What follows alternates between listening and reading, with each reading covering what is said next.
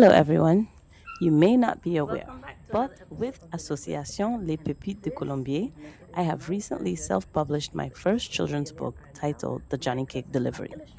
This was a special project for me because I got to combine all the things that I love: language learning, Samaritan culture, and family history. As a teacher, it has always been a challenge to find children's books that relate to our culture. I think this is very important because seeing a reflection of yourself builds self identity and self esteem. The book is currently available on lulu.com, that's LULU.com, and locally at the St. Martin Museum and Van Dorp. So stay tuned as we stick around for this episode to hear more about the Johnny Cake delivery. Hello, and welcome back to another episode of The Linguistic Isle. I am your host, Teacher Greta. Unfortunately, we didn't know it at the time, but we were experiencing technical difficulties with our intro. But no worries, the audio will resume shortly. In this episode, I will speak to my cousin, Miss Rose-Delia Arnell, who will share her creative process for illustrating the Johnny Cake delivery. Stay tuned, you don't want to miss it.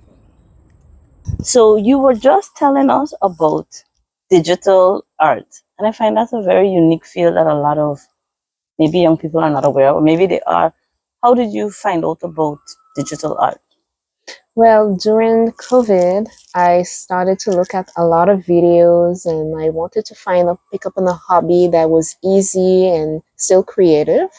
And I found that there's a lot of tools with your phone or your laptop or even your iPad. Yeah. And that's when I decided, oh, well, since they could do it, I could do it too and do a little spin to it and add my own personal touches for my island and things that I like. And that I see very much so on your page. You always do art that is shows just a little touch of St. Martin's culture and history, which we love. So, what was it like illustrating this story? What kind of things came to your mind? Maybe you have some examples from different pages. Of course.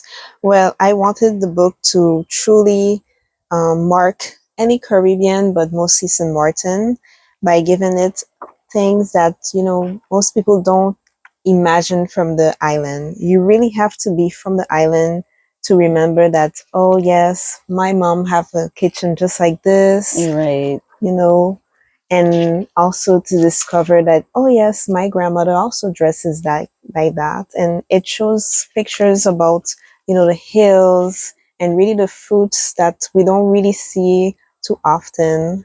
And I really wanted to show these things, that don't really get to show, like the rock from Colombier. It's actually a monument that not a lot of people think of in St. Martin, but it exists. It is. Right there. You know, that is such a good point you made. I think that might be a good idea. Why don't we walk through some of the behind the scene things that people might not pick up, that they might not see that was in the story? So Of course. let's start from page one. I'm gonna come back to the cover because you got my attention. Now, you remember when we did the kitchen? What are some elements from the kitchen that you think speaks to like a Caribbean kitchen, or that you really wanted to incorporate? Well, I wanted the kitchen to also tell a story, so I wanted to have on the stove some bush tea. Mhm. Bush tea is a plant that a lot of Caribbean do boil in order to start the day off with some nutrients, and is very, very good for you to start the day off. And bush tea is actually the traditional traditional tea that the locals drink before starting to work, and they also took a Johnny cake with them to start off their morning breakfast. That's really good. So even in the story, you can see maybe we have some lemongrass, some bush tea boiling before mom is getting the Johnny cakes ready.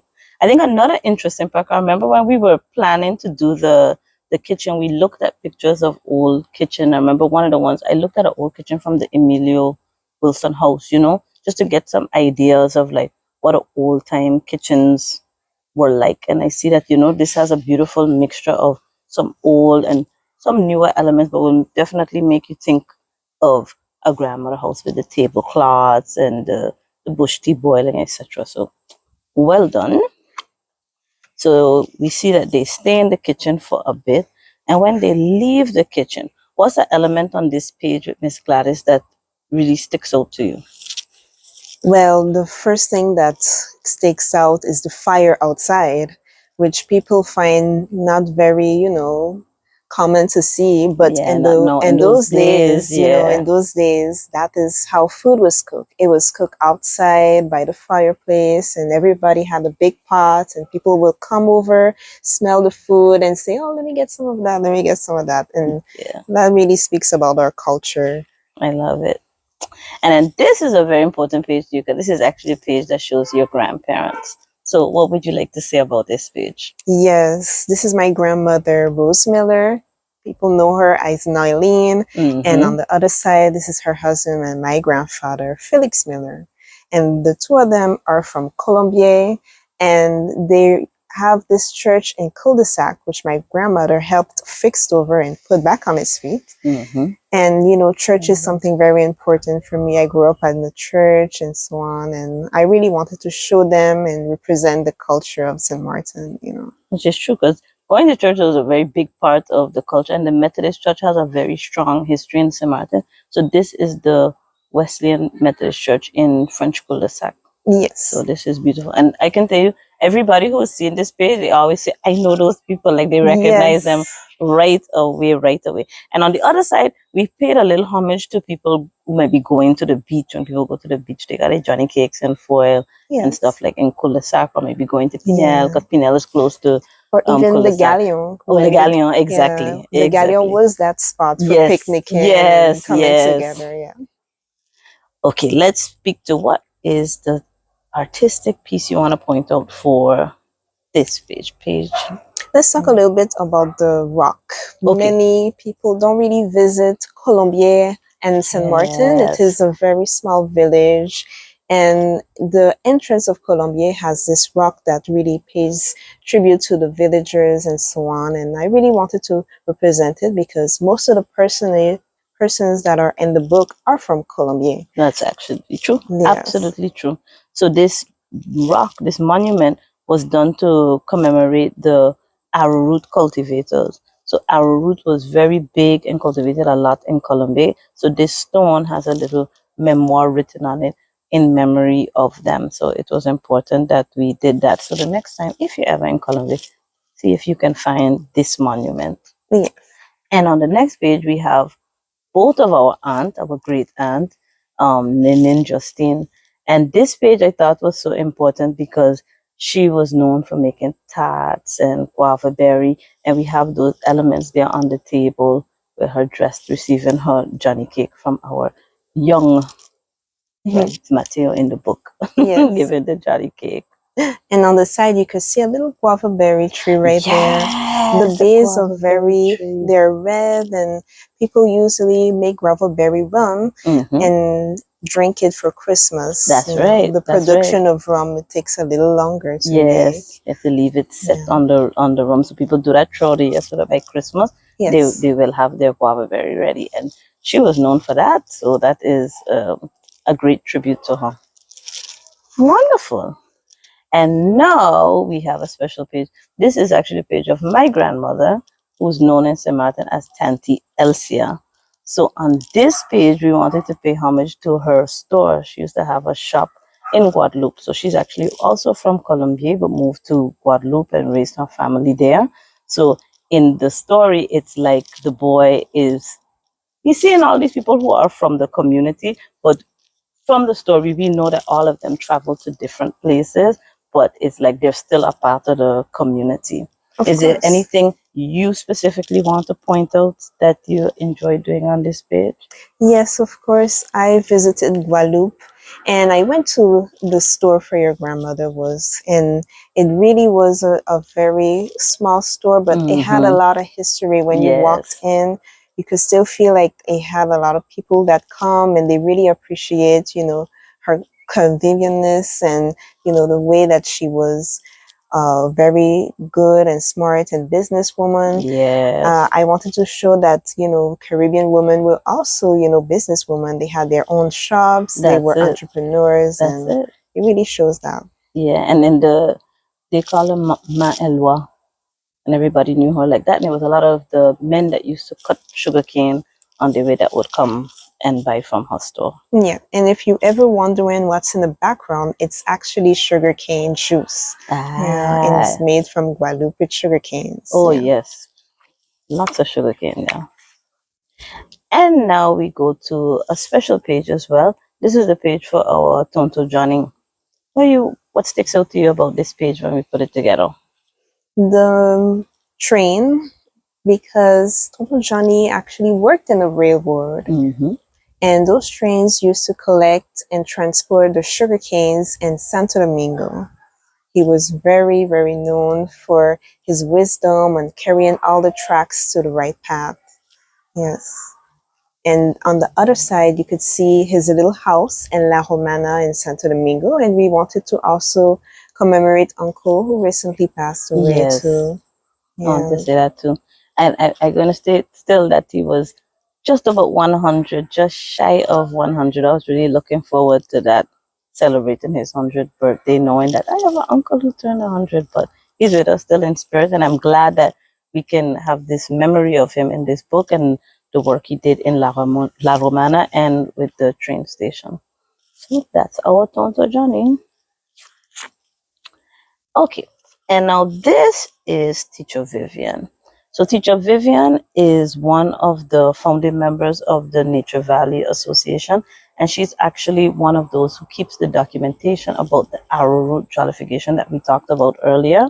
So she is one of the keepers of culture. So that's one of the reasons why we included her in this story, because through her lineage, her parents, they used to have a lot of shows actually right where her house is in Colombia, and through Nature Valley, she keeps a lot of that alive. So this is Miss Vivian, and one of the things that was interesting, so I put her page actually in with a little bit of Dutch in it, because people might not know that she worked for many years as a teacher and a principal for the Catholic School Board on the Dutch side of the island. So she's from Colombia, but works for the Dutch side of the island, but she's now retired. And in the background, we see the historic rock walls that you will see when you drive into Colombia on both sides. Mm-hmm. That for as long as I've been alive, I've been there, and people who are older than me, they say, yeah, that's not changing. And the beautiful flamboyant trees in the back. Yes, and just to pay also tribute for the rock wall, they were built by the slaves also, and my great grandfather worked in them and he built them, and they're still up to date. You know, many hurricanes and earthquakes come, but they're still standing strong. Still there. Yes. They are still there. A testament again to the strength of our people. And there we have a popular friend of Colombia. This is Mr. Nesty. So everybody might be a bit much because we have children, but most older people knew Mr. Nesty for many years working at the St. Martin Airport. Do you remember Nesty at the airport? You old enough to remember? Oh, yes. He used to carry us back. Even though we didn't ask for it, he sees you come in, he's like, come, come, come. He was, to me, the epitome of friendliness on St. Martin. Like, it's almost like he didn't forget anybody. So when he saw my mother, like, hi, Molly. Like, he was just there. So then on this side, we have the historic landing in St. Martin that they're very much known for, taking you straight to the airport, which was his place of work. Oh, yes. I remember when we were doing this that we had to make sure that we put him in the yellow shirt, because that's the way people remembered him when he was working at the airport. It's true. Yeah. But this is beautiful. Everybody recognizes St. Martin Airport in this. And then we have our lovely Tanty Sherry. What sticks out to you on this picture for Tanty Sherry? Well, her decorated house, of course. Oh, yes, for sure. When it's Christmas time, come around, everybody knows that house in Cahill is lit. Yep. That is it. That is it for sure. Santa Claus cannot miss it. No, he wouldn't miss it. Not at all. Not at all. And so Tanty Sherry was very, how should I say? One of the things I remember most about her is the patties that she used to do when she worked at St. Martin Academy. So she was an amazing cook. And she was also very into church and sports. And we did a little tribute to their team, the Cahill Tigers, on the wall as well, to just remembering how much she was into like social and community and sports with her children. And I think that legacy definitely continues today through her children and grandchildren. So rest in peace, Tanty Sherry. And then we have Miss Vivi. So Miss Vivi is another member. We had Vivian before, and this is Miss Vivi. She's also a member of the Nature Valley Association, and she's one of the first teachers of the Johnny Cake Workshop. Because one of the things that the foundation did was start the Johnny Cake Workshop so that people wouldn't forget how to make Johnny cakes. As you said, this is what St. Martin people did, hurricane time, or you're going on a journey, you get your journey cake, your Johnny cake. So this is a homage to her, giving her the Johnny Cake lady. They call her a Johnny Cake. Yes. And on this side, we have something that's very important to St. Martin. Very unique to St. Martin. What do You we have cannot here? miss it. Can't miss it. What's this? This is our border that This. separates between the front side and the Dutch side of the island. That's it. That's our frontier. Yep. No Beautifully gates, done. no wall. Nope. You just drive right through. So if you've never been to St. Martin, we have an open border. Yes. And in the background, this is the Espace Social of Colombier. So that's where all the wonderful cultural workshops take place. And we're getting there. And this picture is very unique. This is one of your own unique creative designs from Delia Design. So tell us more about this and what inspired you with this picture. This is part of my collection for the XXM Day. I wanted to represent, the flag of Swadiga and the beauty that the island have with the hills and the sea, and really something that will show that we are strong. We overcome everything that comes on our way, whether it's hurricane, Irma, we overcome it and we're staying strong. And it fits beautifully for our number one because we see ourselves as one. To have that unity flag for number one, I think was really important. And we end back in the kitchen. Let's see if we can look also at the front and the back. Any inspiration you want to share for our beautiful story? Oh, yes. The house, of course. The house. This is what a Creole house, we could call it, looks like. It has a zinc roof, nice little porch, sometimes next to a tree. It really represents the Caribbean typical house that you'll see, something that's warm and welcoming and shows that he's off to go to his neighborhood and make his deliveries. And of course, the little fringe as well, too. I love that. I love that little element.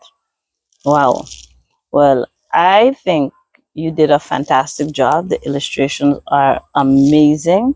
And if you haven't done so, you should go out and get the Johnny Cake delivery so you can enjoy these historic photos and the story that goes along with this book.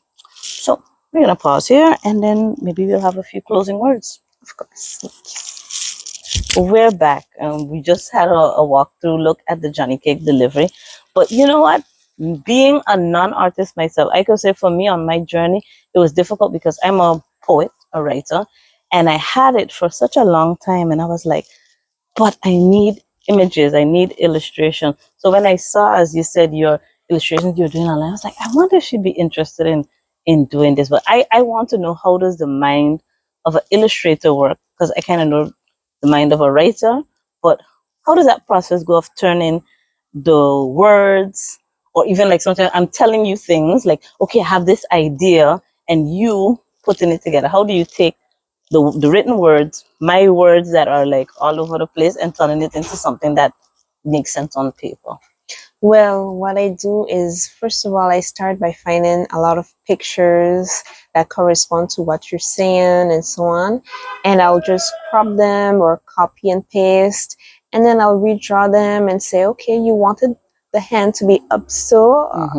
Okay, I'm going to make the hand go up so. And I do it all through my iPad with the app called Procreate. It's very easy. Just take any images and retrace over them, and then you modify a little bit. And once I get the little hang to them, I started to add some shading, then I started to add different details and give the characters some more personality. And you really start seeing the evolution and seeing it comes to life, and it's really about that I like. So how was it taking these ideas versus when you're working on your own individual project? Is it easier, or was it more difficult? It's so challenging, but it's also very inspirational for me because afterwards, my mind is thinking of something that I saw from the island and just putting it into something Yeah. that's creative. And when somebody's telling you to do something, you say, okay, I'm so interested. This is a good idea. I never took the chance to do it that way, but I'm going to see how I could do Oh, yeah, it, well, and so it's kind of a challenge. yeah, it's fun, but it also builds you up to do something that you're not accustomed of and doing it better and being a better artist overall. Is it something that you think you would like do more illustrations? Because I know from the time I did, people are always like, "Oh my gosh, who's your illustrator?" And I was like, "I can give you her Instagram, which we're going to make sure to share as well too." How was it? Would you do it again? Yeah, I would like to continue it, yeah, as a hobby. I could see myself doing another book just like that, or talking about something else and different sort of activities or worksheets for kids. It's a really good start because I myself, like, I love to learn with something that's visual. It helps me to learn, Yes, and this yes, this is why the book is so good, because you could also count and follow it up yeah. and Is and it learn from things. giving kids a visual to go along with their learning? So that Yes. is great. Well, what else should we add, Rose-Delia? We've told them about the book. We've learned about your amazing journey as a digital artist. I found that was very interesting. I'll give you one. Yes. You can ask me one question. All right. How did you come up with the story? Ooh. So the story of the Johnny Cake delivery. These stories were. I have this and another one were written during Hurricane Irma, or a little bit after, and I would say I was kind of going through a, I'll call it a midlife crisis, but trying to figure out what do I want to do? Am I using all my gifts to the best ability? What does God want me to do? And I decided that I had this gift of writing and I wanted to make it in a functional way. So I started writing poems that I thought could teach something and that would do two things: promote language learning and preservation of culture.